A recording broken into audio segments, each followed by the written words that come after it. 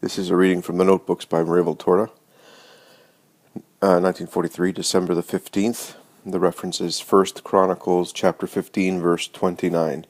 Jesus says, "Write, Michal, having begun to look out of the window, and observed King David, who was leaping and dancing, scorned him in her heart." There are too many like Michal.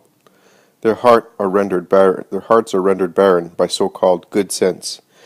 They are, or rather believe they are, sensible minds. They are just arid minds placed as sovereigns over even more arid hearts.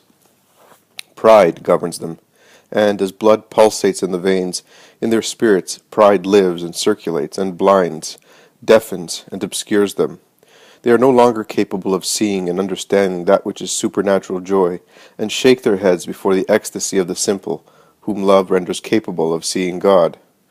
To see God, a joy which is the joy of heaven, and which God grants to the living, who love Him with their whole self. To see God by way of the forms brought to your carnality, so as to become perceptible to you.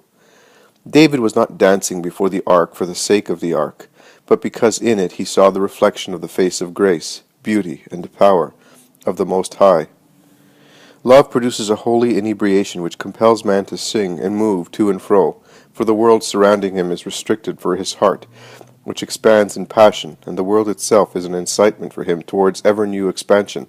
For upon everything he sees there is impressed the sign of God, before whom man, caught in the tremendous, gentle vortex of charity, dissolves in a transport of supernatural joy, which only those like him comprehend. The others, like Michal, feel scorn in their hearts. Do not scorn the only ones who have understood that God is superior to all things, even to that esteem, that tranquility, and that usefulness which you care so much about.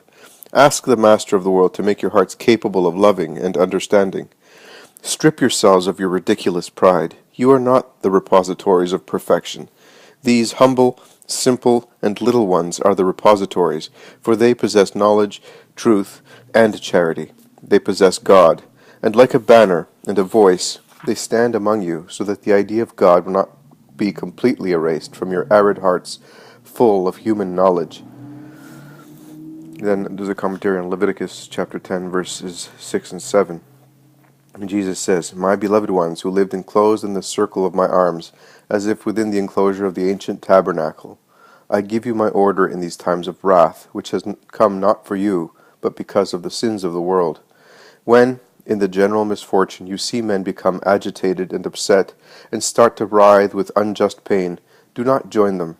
Have compassion for the common misfortunes, but while recognizing that they are a sign of divine justice, do not abandon yourselves to forms of human unbalance. My spirit has skimmed over your pupils, and has given them sight which the human eye does not have.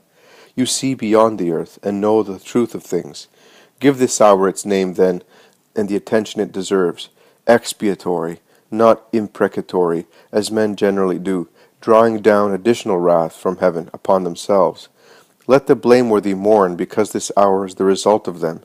You, prostrated before my glory, bless it, for with a punishment it is still calling faithless, idolatrous humanity to the one holy God, and remain in me.